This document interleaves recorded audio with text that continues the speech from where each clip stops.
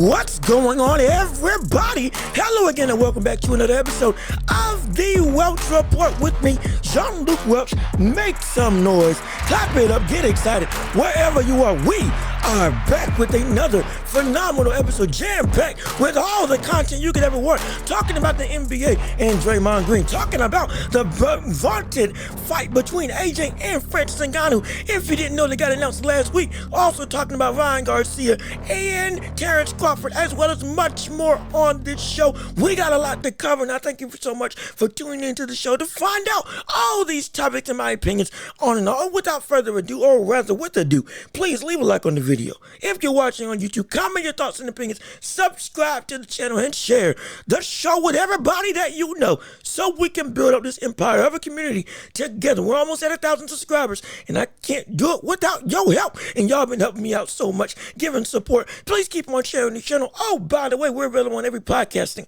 platform, Apple, Google, Spotify, whatever you prefer, we are there. Rate us 5 stars. Give us a listen. We got entertainment for days, I say, and you will never be in a boring situation listening to this show. I can tell you that right now. On your job, at your home, in the shower, wherever you want to listen to the show, we got you covered, absolutely. And so, if you keep on rating, we'll keep on pumping up stuff. Man, hey, we can get some sponsors going down the pipe. Who knows? If we can keep on making this show as popular and as fast growing as it is right now. So thank you for tuning in. Thank you for listening. Thank you for all the support. And without further ado, we got to jump into the world of boxing first and foremost. We got a lot to cover. So I already said without further ado, let's get right into it. We're talking about boxing, so it is time to step into the ring. That's right. Ring the bell. Let's get it started. Round 1 of this show and boxing segment underway. Talking about the vaunted matchup between AJ and Francis Ngannou. That is right, ladies and gentlemen. It is happening.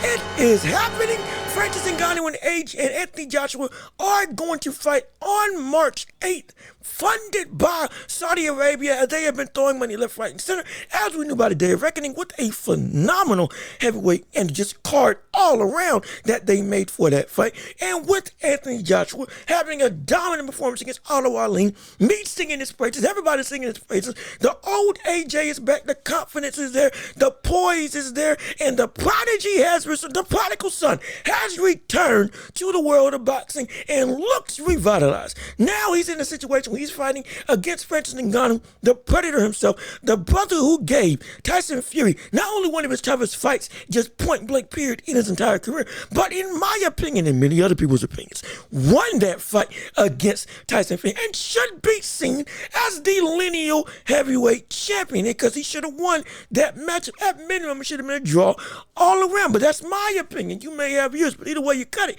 he put on an incredibly impressive display that put the entire, not just boxing world on notice, but the heavyweight world on notice specifically, and put him in real contention to be in the boxing realm as a UFC fighter, one of the most dangerous opponents in the world of heavyweight boxing. Legitimately can be seen as top 3 to top 5, especially now that Wilder has now got bumped down. We could see, and based on how he performed against Fury with legitimate technique and skill, there's a real argument that we could be saying that he is the top 5 heavyweight in the world. Maybe knocking on the door of top 3. Who knows? And with how some people may have him as top 2. Potentially, with if they have Fury at what they have him as.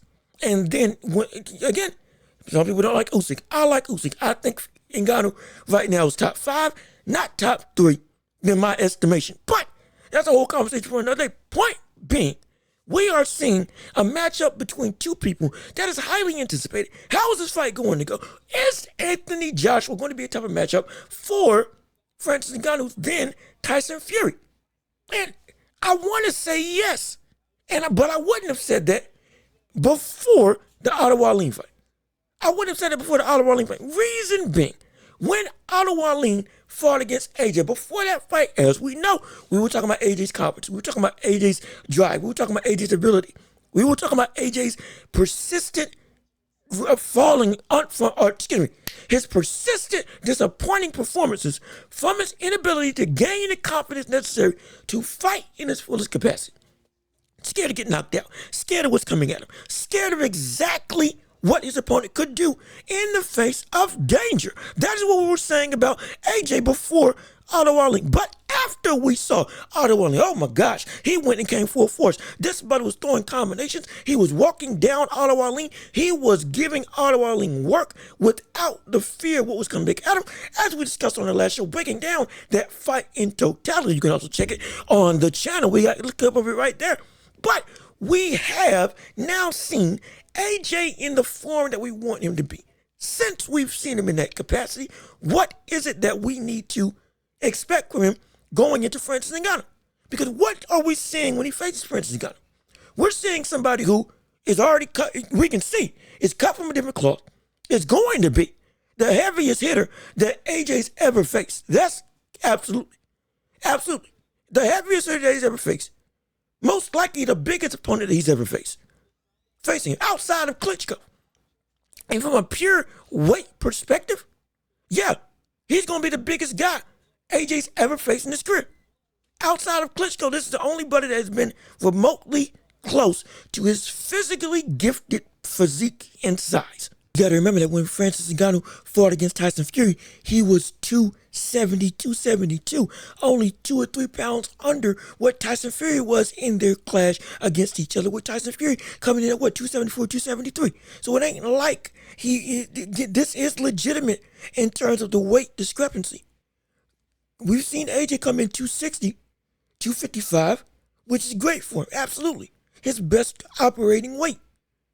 But is this still a concern when you're going up against somebody in Francis Ngannou who is as imposing of a physical specimen that is on par with Anthony Joshua? Mind you, power and strength are two different things. We can talk about punching power all day long, and we're going to get to that. But strength for strength-wise, physical ability versus physical ability, we could be seeing a situation where AJ is maybe outmatched in one of his biggest assets, which is strength and physical gifts. Being somebody, and mind you, AJ 6'6", about 255, 260. Ngannou's 6'4", so he is shorter than him.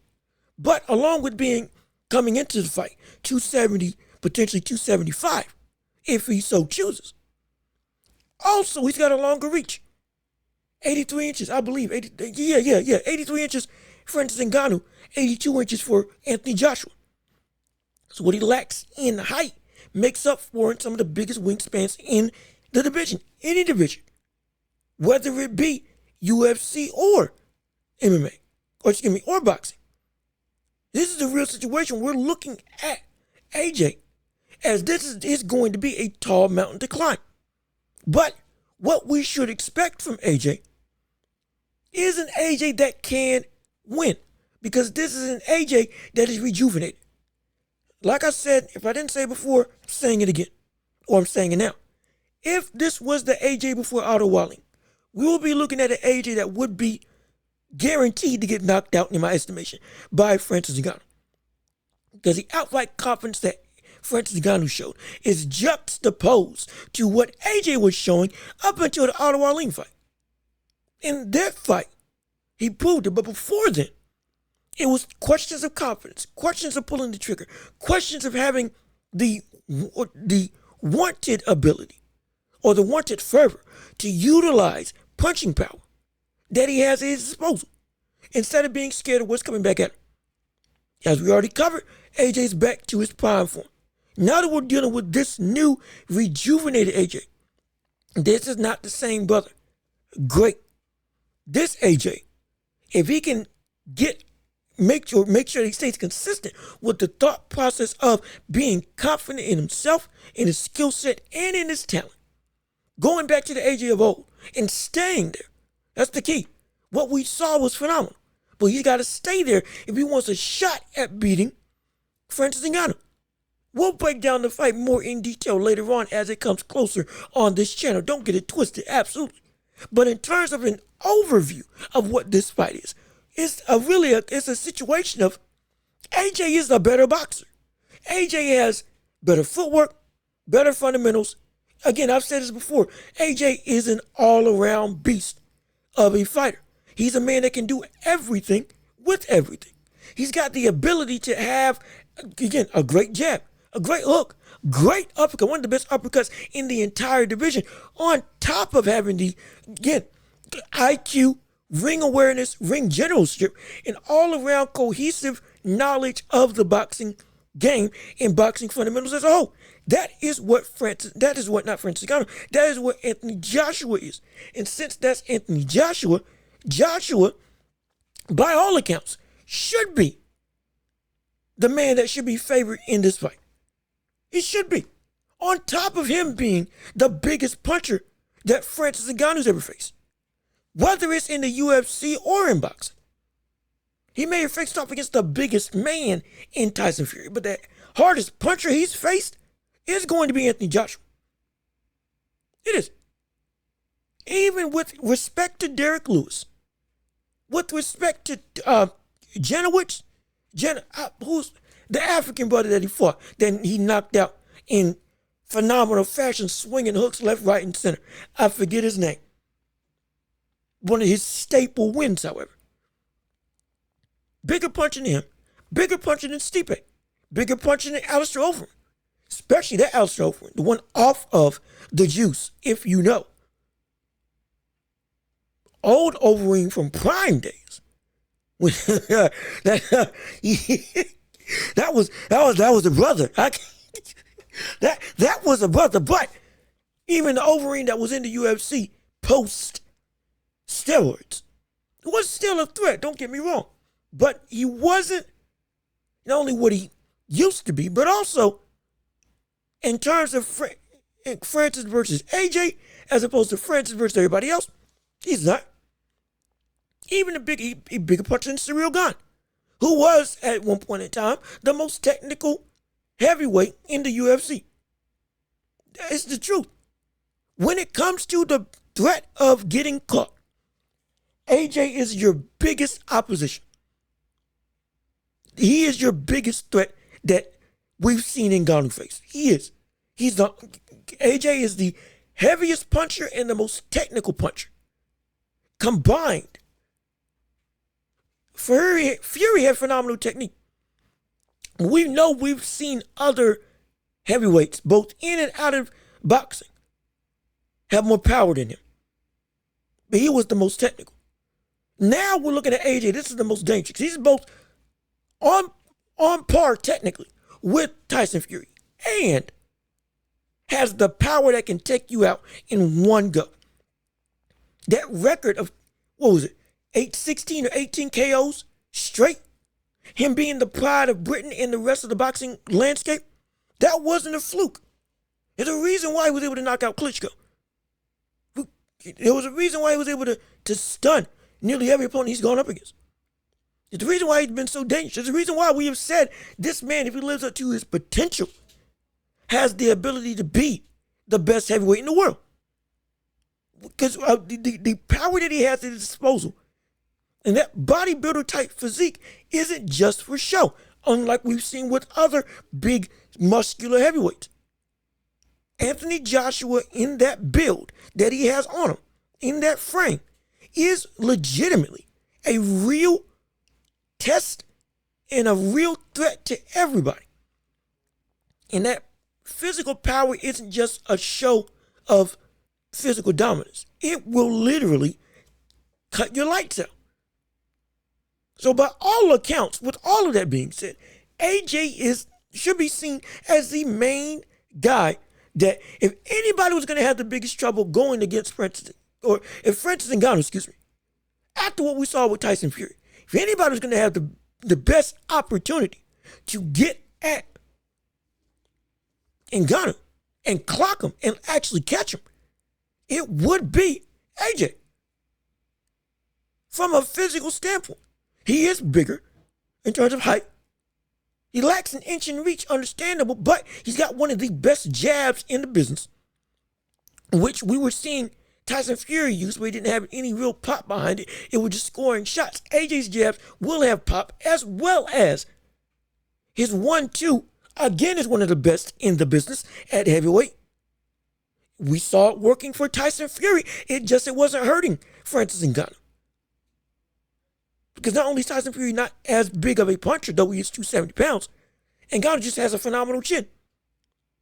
AJ's got the power that can actually test that chin. We know this. We're not saying it's going to happen. He's just going to clock him at the slightest touch. But we do know that this is something that AJ has at his disposal. Ngannou's chin is phenomenal. Let's not get it twisted. Whether it's in the UFC or boxing, his chin is legendary. It is granite. It is true iron. He took an elbow, not only for his entire career, but he took an elbow from Fury in that fight. I talked about it in my breakdown of why Francis Ngannou should have won. Or at minimum, it should have been a draw. Took an elbow blatantly to the face. No point deduction. Nothing was called. But he walked right through it. Like a Sunday morning stroll. This is not a normal man in the boxing realm. This is a brother who, if he did take it seriously for his entire career and wasn't waned away when he wanted to be a boxer early on in his career, didn't let other people push him away from the sport and let him be in the boxing realm for the entirety of his life, good gosh, this man would be the best heavyweight in the world today. There's a real argument based on what he just showed against Fury. If he had actual all-around life experience in the world of boxing, scary business. But even now, he's a threat to take out AJ because the biggest thing for AJ is having your confidence stay consistent. That's what this all revolves around. Again, we'll break down the fight later on in the year, closer to March, and we'll get in more detail. But the biggest thing you need to take away from this, Anthony Joshua has to have the confidence to be able to take to be able to take Ngannou out. It's a battle of will in terms of Anthony Joshua. You're looking at somebody who just conquered the world in their eyes in Francis Ngannou. Walked into this sport against who was seen as the baddest dude in Tyson Fury in other people's eyes, not mine, but other people's eyes. And not just took him to school, but about took the fight and should have taken the fight, in my estimation. Already was confident like no other. Now it's amped that up to who knows how much. Only a couple months in the sport and he's already taken on the champion, and people are disputing that he should have gotten the win and should be the lineal champ. Now that he's essentially at this point in time dedicated his mindset to boxing, has kept on training, has kept on working, has kept on going. Yes, we know he signed with the PLF. Yes, we know he still has a deal with the PLF in fighting in MMA. We know that. We understand that. But right now he's dedicated to this sport. He's dedicated to boxing. So with an even longer stay in being enveloped in the sport and learning the sport, this brother's confidence is through the roof, on top of the world, as it should be. But that's been the biggest gripe going against AJ. Confidence. Because without confidence, your skill set can't take you anywhere. Because up until a certain point, if you can't be fully faithful in your abilities to do what you need to do, you can't use what you want to do. You can't. Which was a hindrance for so long after that Andy Ruiz KO. Now seemingly he's gotten over it. But if he doesn't stay consistent in that mindset on the night of the fight, nay, when the bell rings, and if he loses that in the slightest, now we're looking at real upset opportunity. Because the one thing, before we move on, the one thing about Francis Ngannou that makes this even more dangerous than when Tyson Fury fought him, for the opponent, not for Francis Ngannou, but for the opponent, isn't that he's relatively close in height. Because he was closer in height to Tyson Fury than anybody expected. Isn't weight. It's reach. Specifically. Because now he doesn't have to worry about having to fight around a 4-inch plus jab as opposed to what his physical gifts are. He's 83 inches reach. Fury was 85, 86? And he used that to his advantage, constantly popping it out all night long. And Ngannou early on had to find a way to get around it because he couldn't, he had to work around that big jab to get in range. Now, Ngannou can stay on the outside on the fullest leverage of his punch and be in range. He can use his jab instead to make AJ have to force his way on the inside. And if he is able to counter him like he was able to counter Tyson Fury, we're looking at a real situation where we could be, oh boy, we could be looking at AJ on the mat. We really could. Because Tyson Fury is one of the best chins in the sport of boxing. We understand this. Yes, he does. That's whatever you want to say about Tyson Fury right now. That can't be denied. And he took a shot, and he got knocked down from a shot by Francis Ngannou that genuinely I didn't think was going to knock him down when he did land. Yet that counter shot caught him, put him down, made him worry for the rest of the fight. Mind you, he was taking it to Francis Ngannou for that fight early on in the round.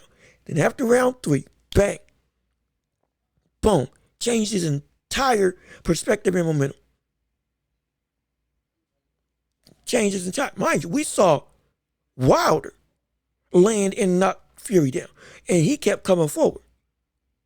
He didn't do that in this fight. We're dealing with a different sect of potentially power entirely. Not saying that he is a bigger puncher than Deontay Wilder in that right hand. Not saying that. What I am saying is that power is some of the best in the business. Along with strength and legitimate fundamental skill, you should be wary of making a mistake.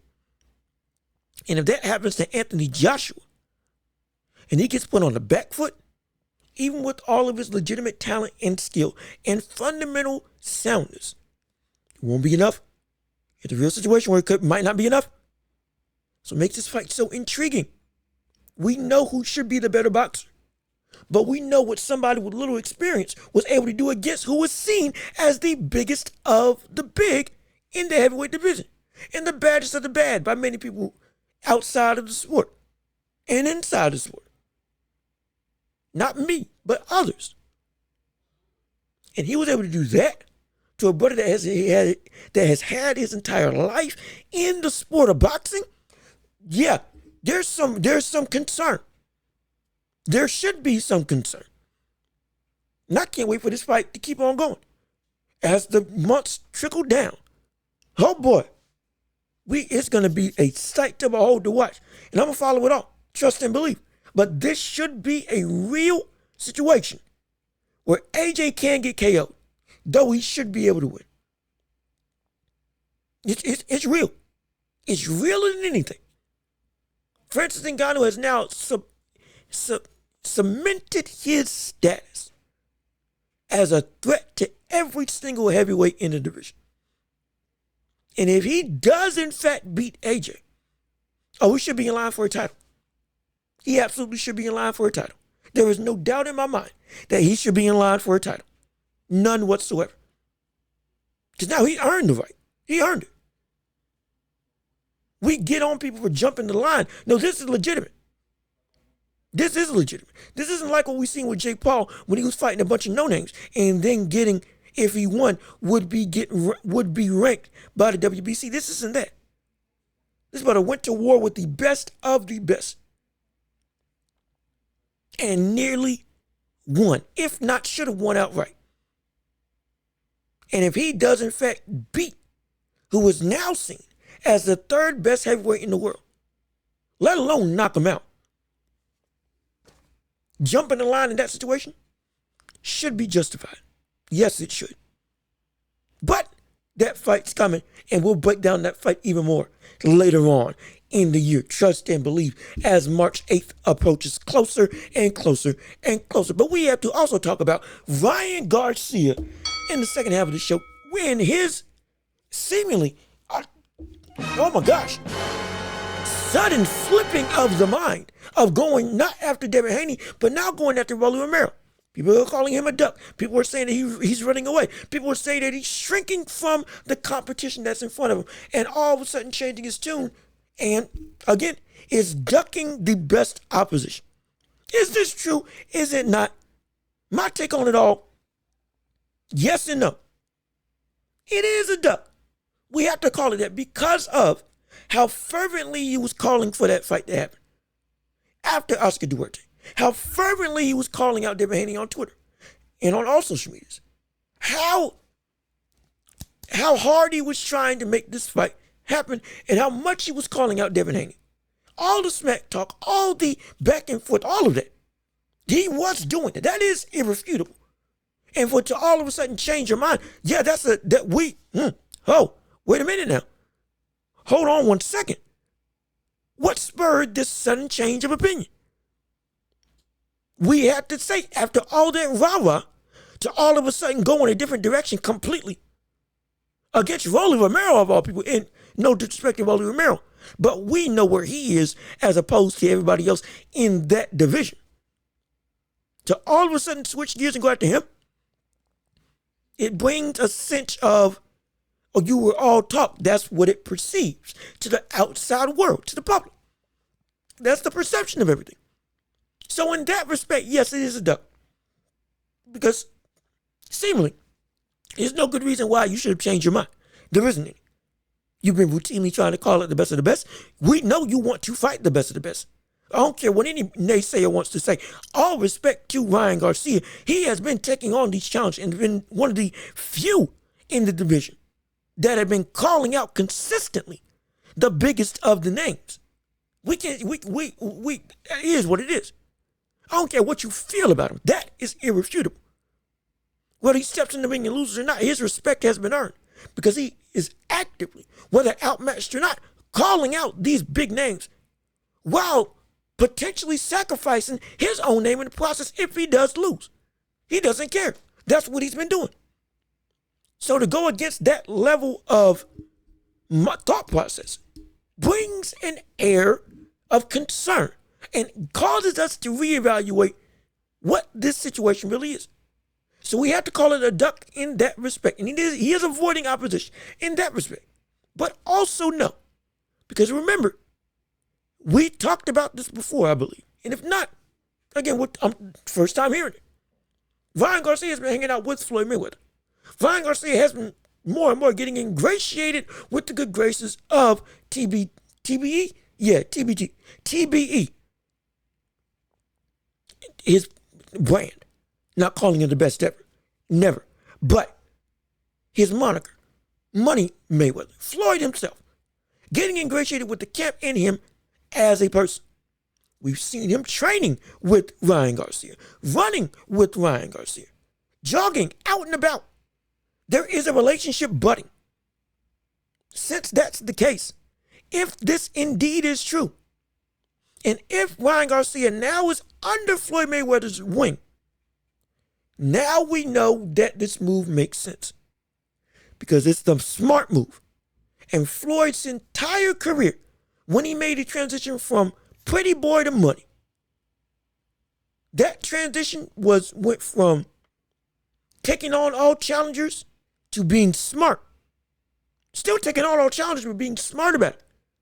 And since he's being smart, there's no need in fighting Devin Haney right now. Go get a title from an opponent that is seen as very much lesser than all the other title holders. The easiest shot at becoming a champion at the division and not only building up your cachet, getting you more money, and making the big fights against other opponents even bigger, not just because you beat somebody that is known but is seen as lesser in Rolly Romero, but also you have a belt, they have a belt, unification belt. On top of it's Devin Haney versus Ryan Garcia. A tie-breaking event. Because they were 3-3 in the amateurs, if you did not know when they fought against each other. For the unified super lightweight title. This is great. At 140, this is phenomenal. This is exactly what makes the smart move so tantalizing. And it's what Floyd would do. Hence, if we see Ryan Garcia under that wing, The move makes sense. It is apropos for what that camp normally does. We saw it with Gervonta Tank Davis when he was under the tutelage of Floyd at that point in time. Got a belt. He, again, credit to him, he faced off against Leo Santa Cruz. No disrespect there. But we did see, hey, there was some fights that should have been made that weren't made because they were building up the rapport and the foundational appeal of Gervonta Tank Davis. Now that he's out and about, boom. We still see him doing some of those tactics, some of those business decisions by Floyd Mayweather. He hasn't forgotten what this sports a business. We still see semblances of that rubbing off on Gervonta Tank Davis, even now as he is his own man, not under the tutelage of anybody. We get this. And since that's the case, we have to surmise that this is why this move is being made. It's the smart decision to make a bigger fight and a bigger payday and a bigger event for Devin Haney when they actually do fight. Because they will fight. Don't get it twisted. They are going to fight. This fervor from Ryan Garcia hasn't waned in the slightest. And the very fact that he beat him in the amateurs 3 times makes this even more tantamount that he is confident that he can beat him because he's done it before. So it's not like he himself is scared. But it's a necessary duck for a bigger gain in his eyes. Again, the smart move. It's the smart decision. More money.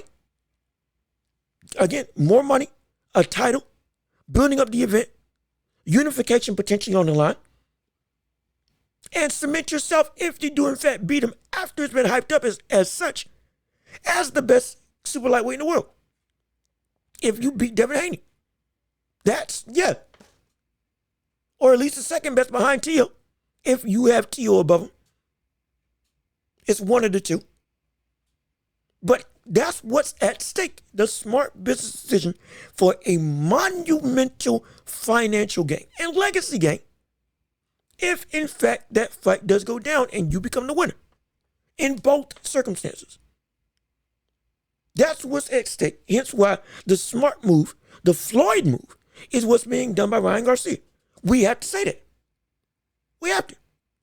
And all this stuff questioning whether or not he is or isn't a real boxer, whether he is or does not want to be in the sport. Let's put all that to bed. Come on, let's not do that. Don't be ridiculous. Don't be stupid. Like Paulie Malignaggi and other ridiculous critics in that respect.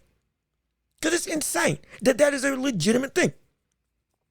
Because if that was the case, he would have never fought Tank Davis.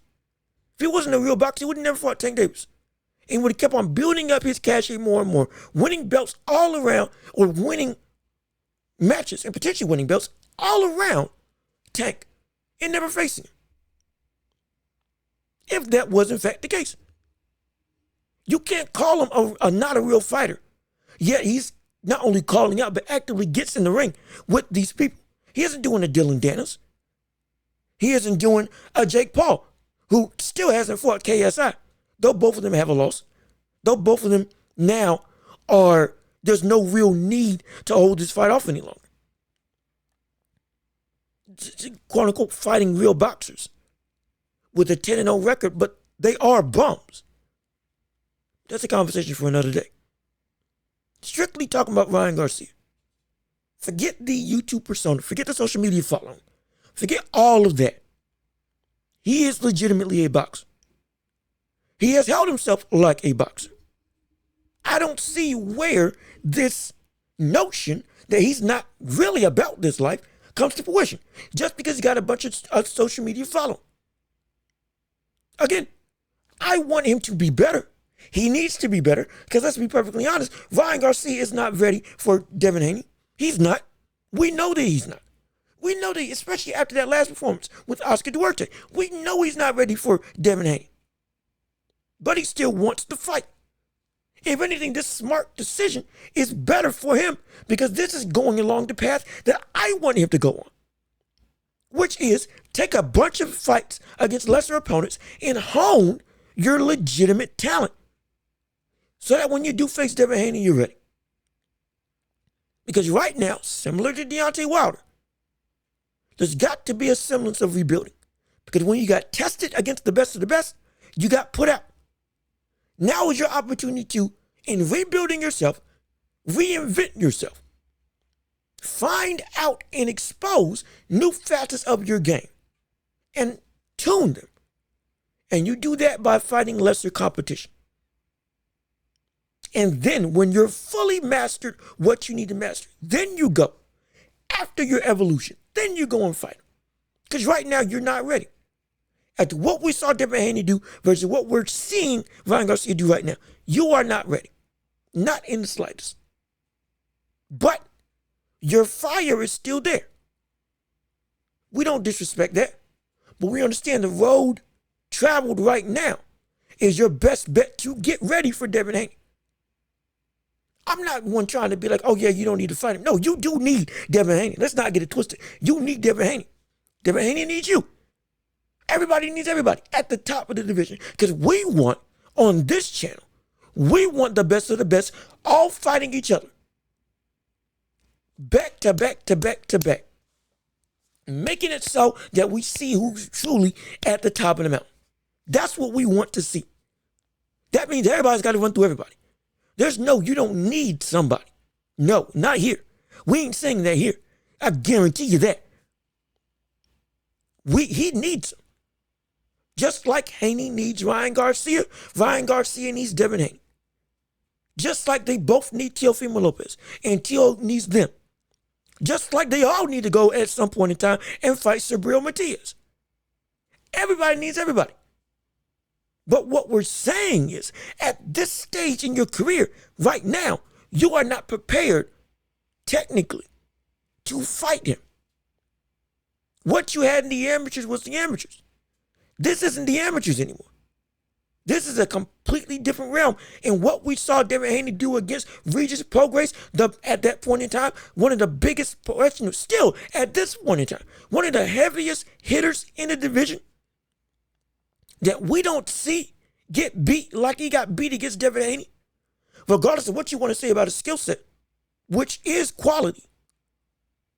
We don't see him get beat like he got beat against Devin Haney. We don't see that. That's abnormal. To be completely outboxed, outmatched, and outmuscled. That's abnormal for Regis Prograis. This is a different beast entirely in Devin Haney at 140.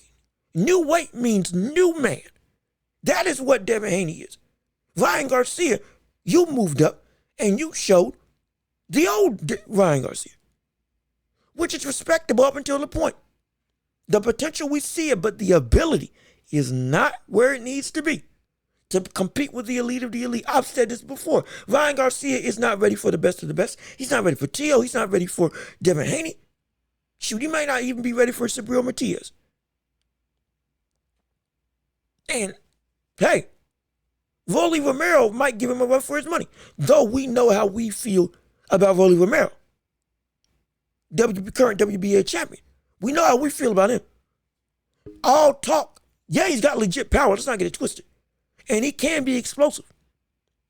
But he's definitely beatable. As we saw when he should have lost against Barrosos in that idiotic stoppage by Tony Weeks, who again had another seemingly terrible stoppage.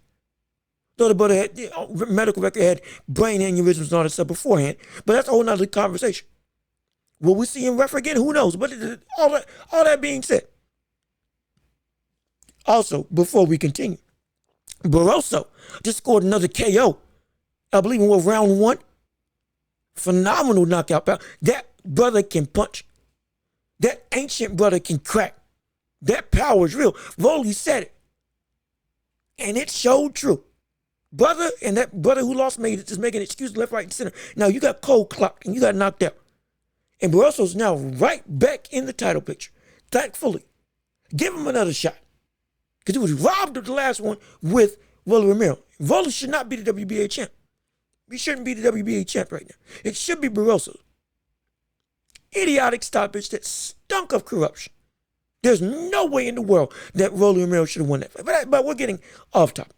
Point being, when it comes to Ryan Garcia has an opportunity with going the Floyd route to not only make money, build up the fight, make a unification bout possible, potentially cement yourself as the best super lightweight in the world if you do in fact beat him, but also have an opportunity to make yourself legitimately ready to fight against Devin Haney.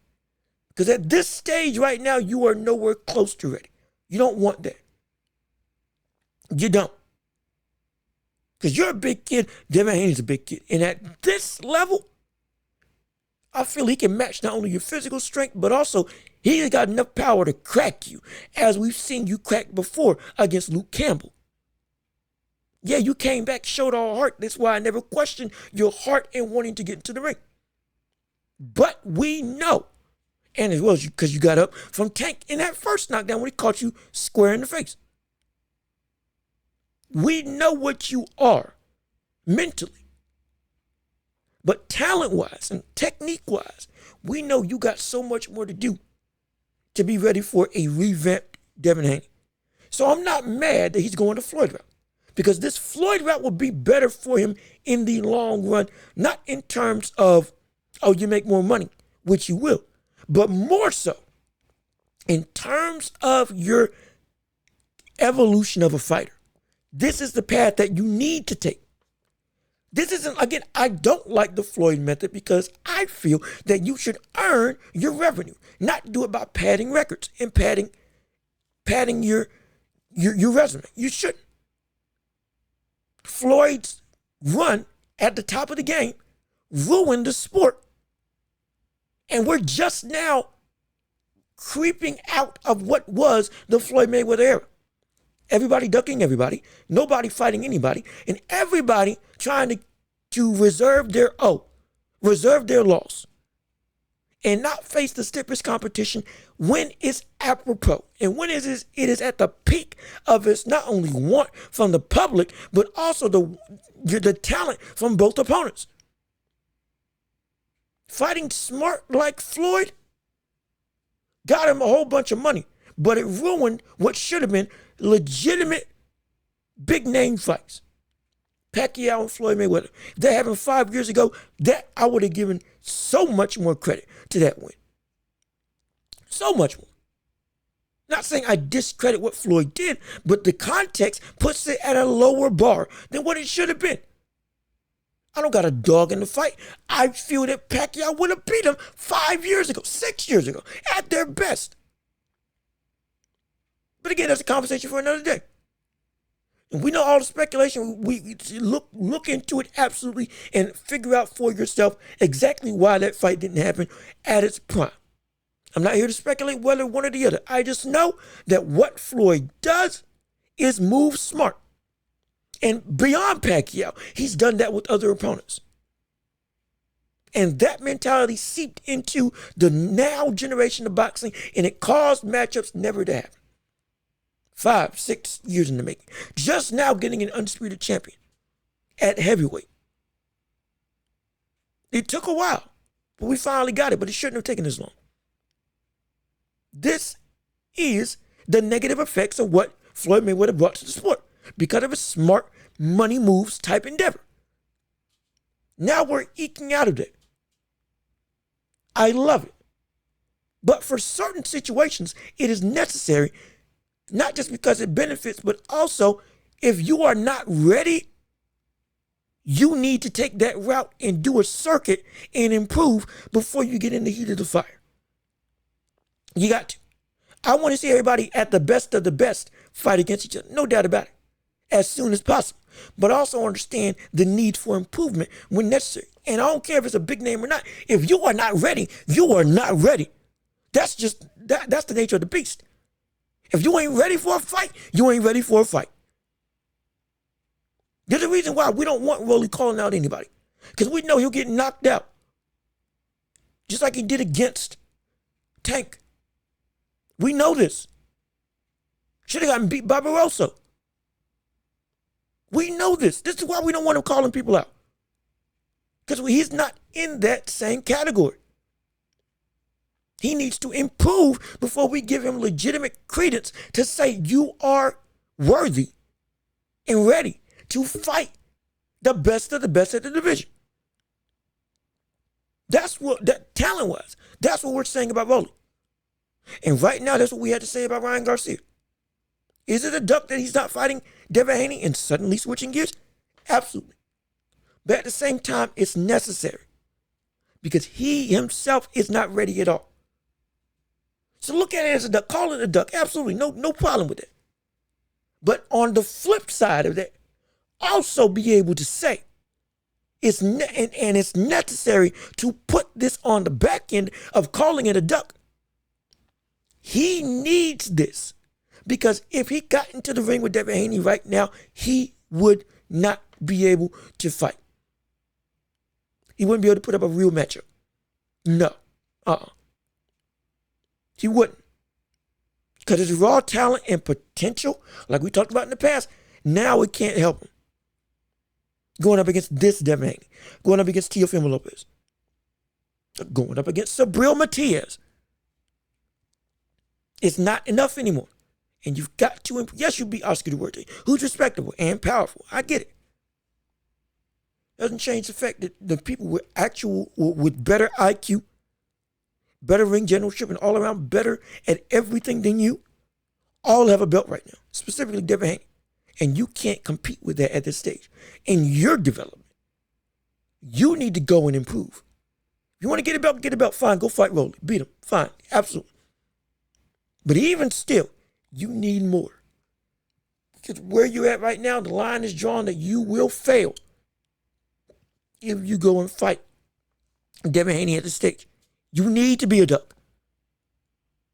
This is necessary for your own development and to keep your career where you want it to be. You need to avoid him until you get better and then go face him. But don't fight him now. Let people call you a duck in disrespect. Fine, because you are. But it's a duck for a reason. A real reason. Because you are not ready for Devin Haney. You're not. And since you're not, you've got to improve before that fight becomes not just a major event, but a reality that you can win. That's where Ryan Garcia is in that respect. But moving on from Ryan Garcia and going into the world of Errol Spence and Terrence Crawford. Now we have a situation where we saw on Instagram, on Twitter, on social medias, Errol Spence had to get cataract surgery on his eye. Claims that that's one of the reasons why he got hit with so many hooks and jabs by Terrence Crawford. On top of saying that on top of him not living the lifestyle of a boxer is one of the biggest reasons why he got that butt whooping coming. His words. He used more colorful language, but that's why he got absolutely whooped. His words, paraphrasing what he said, that's why I got beat, because I wasn't living the life of a boxer. And eventually he was going to catch up to me. And then against Crawford, the rent came due. It became time to pay up. Hence why he's saying that he lost. Is this a valid reason? Now I understand cataracts can affect people. I got glasses. I don't got cataracts, thank the Lord. But hey, being visually impaired can affect some stuff. No doubt about it. But also we understand that if this was a concern, cataracts don't just show up. Cataracts also, when they make themselves apparent, oh, you know it. And you know well ahead that it's happening. This ain't something new that couldn't be taken care of a while ago, if it was in fact coming up. But glad he's getting it taken care of now. But I can't hold that as a valid excuse, because if you were saying cataracts was affecting you in this fight, they were affecting you against Kell Brook, they were affecting you against Sean Porter, potentially they were affecting you against Danny Garcia in your return after the accident. They affected you against Ugas. They've been affecting you for longer than just this fight alone. We can't have that as a valid reason. If the way cataracts work, they don't just show up. You know they're there. You know that they're there. because they build up over time. If my eye knowledge is correct, and excuse me, if I'm wrong, please, I'm wrong. But from what I understand, this ain't just a new thing that all of a sudden crops up. The situation was you just got beat. And if it's the fact that, and if we want to bring, and the reason why I'm bringing this up is because the context of the win of Terrence Crawford over Errol Spence Jr., Bud Crawford's win over Errol Spence Jr., while it was phenomenal, started the year, especially with him looking bad, going into surgery, all this stuff. Now the conversation is being brought up of, was that really Spence that he beat? Was that win really valid? Was that win, should we hold it in high esteem or should we bring it down a little bit because X, Y, Z? Excuses and or quote unquote context. Which line does it fall in? Does it take away from the win of Terrence Crawford? That's why I'm talking about this whole thing. And it shouldn't take away from anything. Because cataracts, again, maybe they did just crop up before the fight. And if it did affect them, it did affect them. Okay, fine. We've seen other people, I believe maybe Henry Armstrong and others of the past fight with one eye and have phenomenal careers. No excuses whatsoever on their part. Literally blinded. Depth of field nullified in one aspect.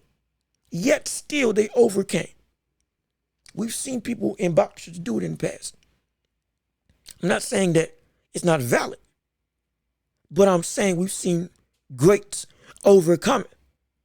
So if we want to hold them to that esteem, and they didn't use that as an excuse, we can't have that as an excuse for Errol Spence. If we're comparing great to great, and if we want to call Errol Spence a great of our time, if we want to, which we have to. His dominance was not something that was a fluke. If anything, every opponent that he beat up after when Terrence Crawford beat him, after they got done fighting Errol Spence, people were discrediting them because they said that Errol Spence broke him up, made him never the same. Cal Book, Danny Garcia. We can keep going down the list. The shared opponents of Errol Spence and Terrence Crawford. Crawford was being seen as the lesser impressive win because Errol Spence was the man that broke them into oblivion before they fought Terrence Crawford. So, damaged goods. Hence, your talent ain't really that all impressive. That's what was being said. Not by me, but by other people. Critics, fans, pundits alike. It was legitimately being seen as that was the real reason why Crawford was beating these folks. And why the wins weren't seen as impressive. Excuse me, bad grammar. Why the wins were not seen in the same impressive regard as they were when Errol Spence beat him. That's what was being talked about. So now, we can't hold car crash because we saw him recover and be as dogged as ever afterwards when he fought against Danny Garcia. No cataracts because we saw and know other greats of the past blinded fully in one eye, still going on to beat the best in their era or fight and rematch and win against the best in their era. Consistent. We know this.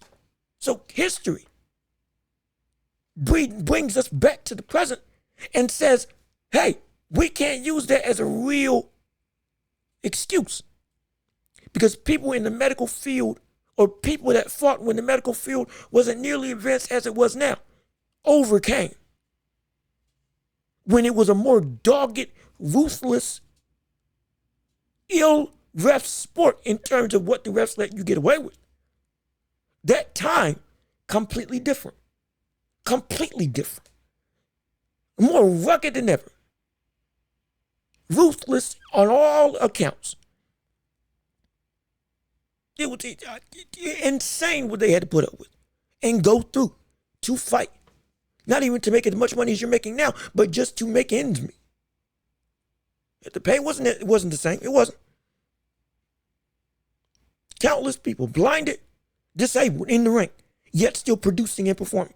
We have to hold you by that same standard in this regard. It's not valid. It's not. To me, I'm not going to hold it in the same thing. I'm not saying it's not real. I'm saying I can't hold that as an excuse to say, oh, that's why you got beat. I can't. I cannot. This isn't a hand injury, an arm injury, or whatever. It doesn't sit right that this is the reason. Because it doesn't feel like something that would just pop up in terms of cataracts. From my understanding of cataracts. But at the same time, when it comes to Terrence Crawford, we have to stop disavowing this win and talking about this whole thing as maybe it wasn't the real Errol Spence. Because remember, the second half of this whole diatribe about why this win shouldn't be contested is the fact that Errol Spence, after saying cataract surgery, also was saying that he himself was not living the life of a boxer and the receipts came due. Rent became due. And he finally got his comeuppance for not living the lifestyle appropriate for a champion boxer. His words, not mine. Why do we then hold that as a valid reason for why Terrence Crawford's win shouldn't be justified or seen in an incredibly impressive light? Because it absolutely should. Because it is not Terrence Crawford's job to be prepared. It is not Terrence Crawford's job to make sure that you are ready in the ring. His job is to always be ready. And I don't care what opponent he's faced. For his entire career, he's always been ready. I call him the modern day Marvin Hagler. Because there's never been a fight that I've watched Marvin Hagler get into that he wasn't prepared to fight. That he wasn't fully invested. Everything about Marvin Hagler was strictly boxing and nothing more. To the point that he changed his name to Marvelous Marvin Hagler, legally, so that they would be forced to call it out in the ring. That much dedicated to the sport. Not an ounce of anything, from what I understand, about Marvin Hagler and his dedication to the world of boxing. It was boxing, sleep, and boxing. That's it. Nothing. He ate, slept, and bathed in the sport of boxing. There's nothing that disavowed him or dissuade him from getting into this ring primed and ready to face off against anybody. War in the fullest sense of the word. That is what Marvin Hagler was. And that's what Terrence Crawford has been his entire career. Ate, slept, and bathed in the sport of boxing. Nothing more. He was always ready, always prepped. If Spence didn't come into the ring like he needed to, that is his fault. And you all should be getting on him for not fighting at his fullest capacity and him not living up to the lifestyle. Not trying to disregard the win and say, fight him at 154. He ain't, then you'll see the real Errol Spence. The real Errol Spence, preparation-wise, should have been it should have been at 147. We can argue that the weight played a factor. We can argue that. No problem there. Just like we know, Devin Haney is a boxer who the weight training was affecting his ability to access the full breadth of his talent. We know this. And we all agreed that, yes, that is real. That didn't negate the fact that when he showed up, he showed up. It didn't. That didn't negate the fact that we didn't use weight training as a reason why, that fight was close with Loma. Or that whether you agree that he won or lost it. We don't use that as a reason to say, Loma only had a close fight because Devin Haney was weight trained. We don't use that. Because we know Devin Haney was ready. Weight trained or not, he was ready. Spence, if he wasn't ready in every capacity, Not in terms of his body was working extra hard to be able to focus and perform under restraints of being at 147, which is a weight class that hurts his body. We've seen other people fight. That's different. We're talking about you outside the ring, conducting and performing like a championship boxer, understanding what's coming down the pike in terms of your career, and you don't do what's necessary. That is not on the weight drain. That is not on the opponent. That is on you. That's on you. And that we can't hold in as a valid excuse. So because of that, stop holding this animosity. Whether you're an Errol Spence fan or not, stop holding this excuse, because it is an excuse at this point, above the win to take away context, or rather in this case, using context to try to disavow and make null and void the real impressiveness of this win, when in fact context should make this win just as, if not more valid, because of the fact that Terrence Crawford came into this fight primed and ready, living the life that he needs to live, did everything right, and we saw the best, but arguably the best Terrence Crawford that we've ever seen. And Errol Spence didn't show up. If anything, that's more discredit on Errol Spence. Because I've seen the best Errol Spence. And if the best Errol Spence went up against that Terrence Crawford, the same results happening. And in my opinion, the same result is going to happen when they fight at 154. That's my opinion. You can have another one, but either way, the point still stands. All of that cannot take away from what we saw in that ring with Terrence Crawford and Errol Spence Jr. It can't take away from it. Absolutely not. That was a valid win. Valid domination. I don't care if you're a fan of Errol Spence, a hater of Errol Spence, a fan of Terrence Crawford, a hater of Terrence Crawford. Whatever side of the fence you want. Do not use these recent events as an excuse to nullify or dilute the weight of this win by Terrence Crawford, nor try to do the thing that we've seen other people do and context in a negative light why this win isn't as impressive. Saying, oh yeah, he beat him down, but you got to remember, he was weight drained. He was not living the life of a boxer. He was visually impaired. No. We're not doing that. Because this is the wrong context that type of thinking should be used. The wrong context that type of thinking should be used. It's not right that is the frame of mind when it comes to thinking about this fight. Point blank, period. Errol Spence Jr. got dominated and knocked out by Terrence Crawford. Excuse me, ref stoppage by Terrence Crawford. Beat from pillar to post. We saw the levels that were shown. And if anything, him not showing up at his best is his fault. And it's an indictment on him and his mentality when he came into the ring. He should have been prepared and lived the life of a boxer so that it wouldn't catch up to him like it did on that night, if indeed that's what he's saying happened. That is on him and nobody else. So Terrence Crawford gets all the respect. If anything, that makes the loss even more detrimental on Errol Spence. Because, brother, what the world were you doing? Why?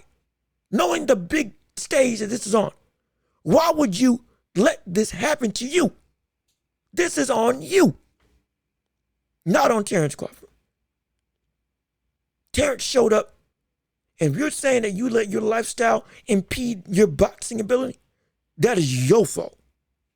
Not on the brother that came for war every single night out.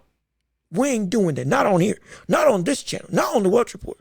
Not on this podcast. Not on this show. No, no, no, no, no. Never will we ever do that. It is Terrence Crawford who actively dominated. Point. Nothing else needs to be said. Both because of history and because of individually lived life that we now know Errol Spence is saying is a part of why that loss was so dominant. We have to say there's no excuses. There's reasoning, but it's not an excuse. Cataracts, old boxers back in the day fought blind that were at your very position and won, knocked out opponents, went through their entire career afterwards with less medical facilities at their disposal, less medical advances at their disposal. And you, no disrespect to what you are going through, because it is what it is. I'm not saying that it's not valid. I'm saying that should not become a legitimate excuse to use as to why you lost. Because whether you were blind or not, the same openings were still there. I said in my prediction, nobody had the instincts to be able to counter. We saw Terrence Crawford, except for Terrence Crawford, who had the ability and the instincts and the countering technical ability to be able to hit those openings when you overextend. And to beat out your jab that, while powerful, can lunge. We know this. You don't change up your rhythm. We know this. We've seen this. I said this. You got beat because you got beat by a better boxer who at 154, in my estimation, will be a better boxer still. But while your reasons are the reasons, they don't turn into, they have to be used as excuses, and only that. In this context, because of the fact that while all of those are valid in your personal life, I'm not discrediting what they are, but context to the fight, I'm not using that. Because cataracts, we've seen other people fight worse and perform at your same level. And if we're going to hold you to the same accord, we have to. The opening that he was able to capitalize on as to why those jabs and hooks were landing were still there your entire career. Post and pre car crash. And you living the lifestyle of a boxer is on you, not Terrence. So if you weren't fully prepared and ready, that is on you. That is your fault. Hence, you lost. And it makes this loss even worse. For you, not for Terrence Crawford. So we're putting that to bed right now. That loss was valid. That loss legitimately showed who the better boxer was. And that loss is, in fact, your fault. Nothing else needs to be said. Nothing else needs to be said at all. And now going out of the world of boxing into the NBA, talking about Draymond Green in this final segment of the show. And oh boy, you want to talk about a situation of potentially career-defining implications. That is where Draymond Green is right now. We covered the story about Draymond Green being suspended after choking out, after essentially backhanding, cold clocking Yusuf Nurkic, getting suspended indefinitely, then got reinstated after 12 games. Now, going on this podcast, was saying contemplated retirement, saying that everything got too much for him. Adam Silver talked him out of it. Going on and on about his, essentially everything was crashing down around him. A bunch of stuff was bleeding into him potentially just hanging up altogether. Stuff was just becoming too much for him. His words, not mine. And for that reason, is it valid that he should be feeling like he's feeling? And in my estimation, good gosh, no. Absolutely not. Are you kidding me? What ridiculousness is that? And yes, I am aggressive when it comes to this topic. Because with Draymond Green, all of this stuff is your own fault. Let me rephrase. All of this stuff is your own fault. Peeking the mic as I say it, because I'm that fired up about this specific topic. Draymond Green, your entire career has been you doing stupid, idiotic stuff in the name of being an enforcer. But this has been building up for years.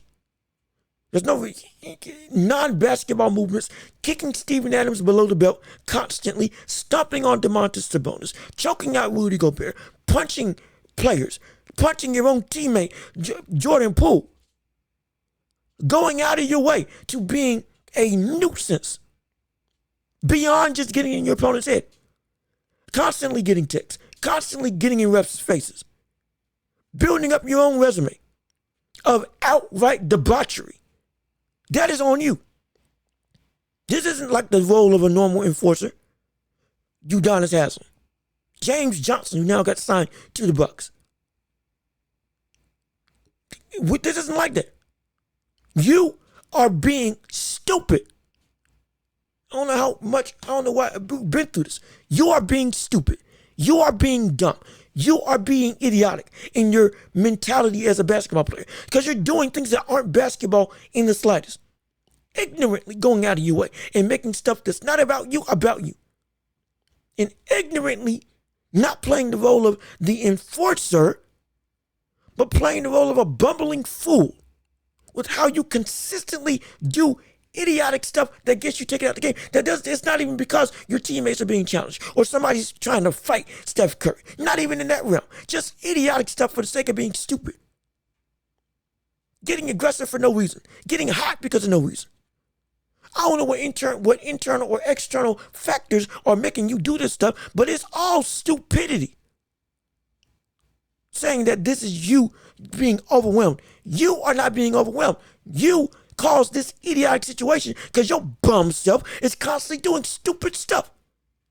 You should have been in this position. That suspension should have been longer. If we're being honest, that suspension should have been longer. If we're being completely honest. And I've said this before, that suspension should have been longer. Absolutely. But you want to go out your way and say that you are being chastised? The world's going in around you? No. We're going in because you're not doing anything remotely dedicated to basketball. You're not defending Steph. You're not defending Clay. You're not getting roughed up and causing somebody else to do something. You're just jawing at people because you want to, because you're stupid. We have to call it like we see it. You are acting stupid. You are acting like a fool. Like an outright fool. You yourself are making idiotic decisions that have no bearing on the sport of basketball. Yet, it's almost like it's a compulsion. You need to do it for no good reason whatsoever. Draymond Green, you are the problem on Golden State. Beyond just this season. You're one of the biggest reasons why KD went out of the Warriors. You're the biggest reason why you lost Jordan Poole and why that finals window now is officially closed. And you are the reason for your own career now going down the toilet. There is a reason why we are having real concerns that we may not see you on another team if the Warriors decide not to keep you around. And they're starting to get more and more convinced that you aren't worth the trouble. Forget your tenure. Forget you being it. Forget your cachet in the organization. You are more hassle than it's worth. You are more pain than pleasure. You are bringing down this team more than you are bringing it up. Your vocal leadership is not balancing out your outright idiotic play that takes you off the floor entirely. Because that's what it is. And your leadership is starting to go out the window. And no, we shouldn't be questioning Steph's leadership. Just like we should never question LeBron's leadership when he had issues on his team. Kyrie and others. It's not Steph's fault for this type of situation. This is Draymond Green. I've said in the past, Draymond Green is supposed to be the heart of this organization. When you're giving this team a heart attack because you got clots all in you. You're struggling to pump because you're always shutting down. Or being forced to sit on the bench or being forced to be suspended. You yourself have done irreparable damage to this Warriors organization by yourself. Even before this whole suspension thing. Couple that with your egregious play.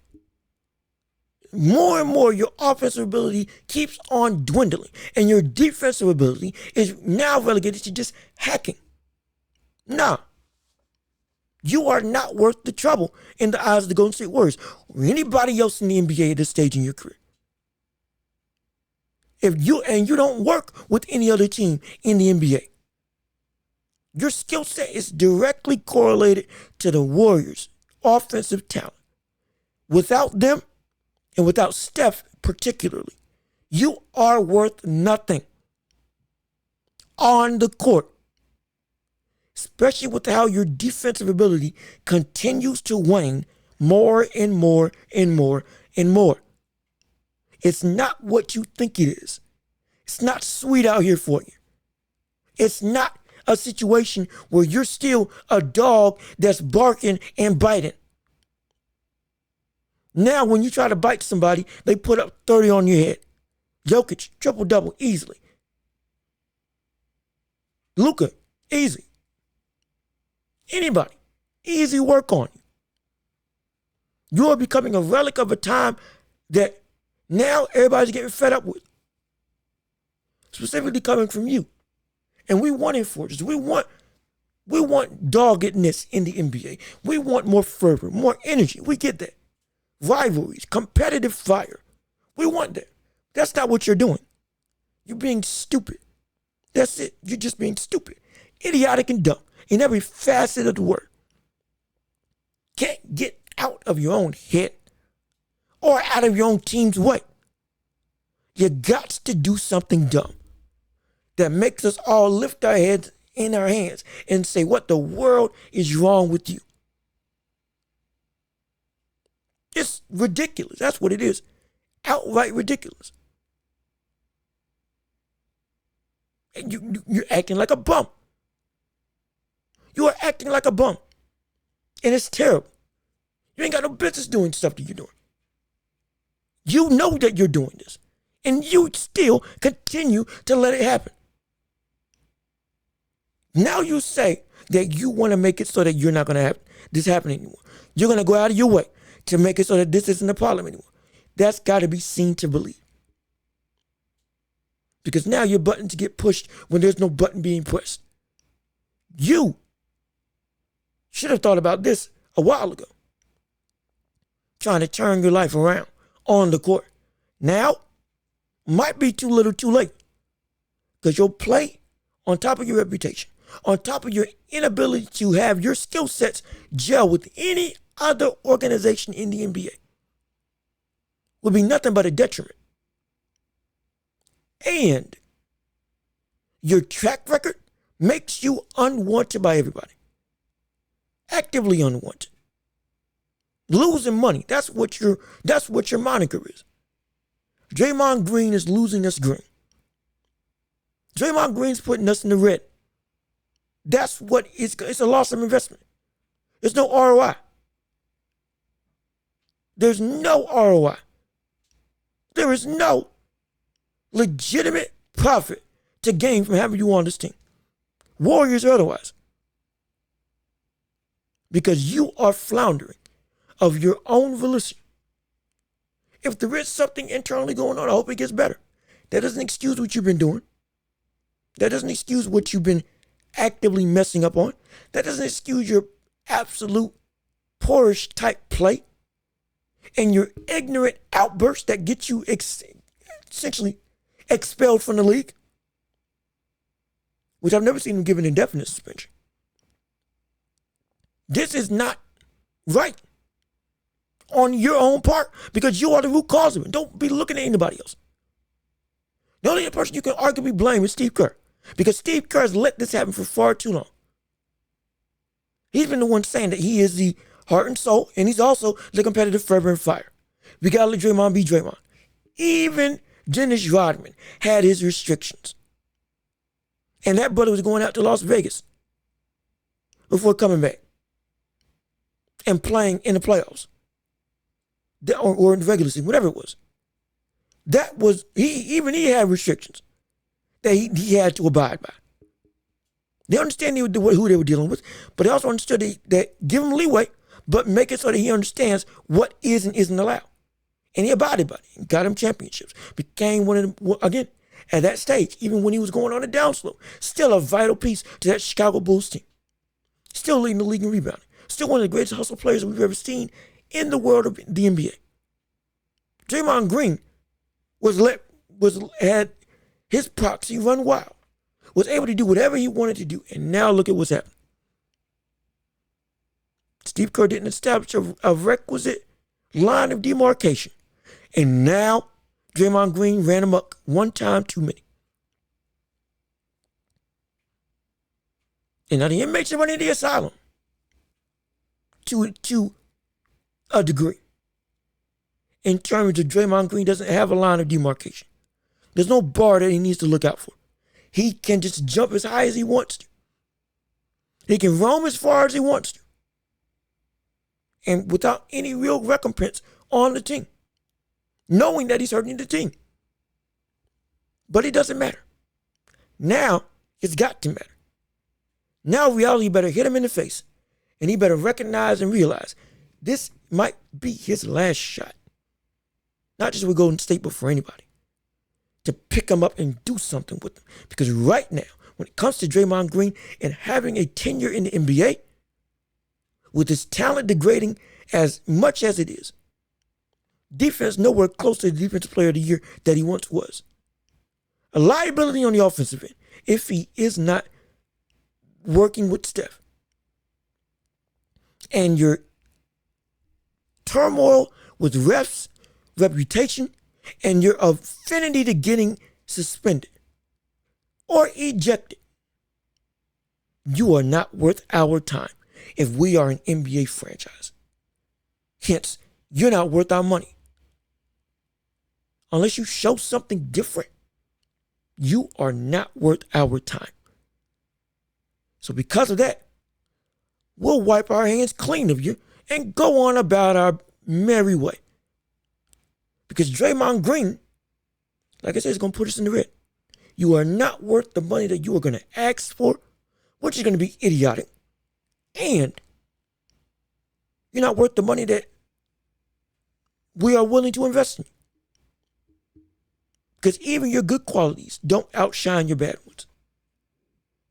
Which is hard to say in the NBA. Because we have seen other people that are bums still get contracts, consistently playing. But for you, no. You're on thin ice now.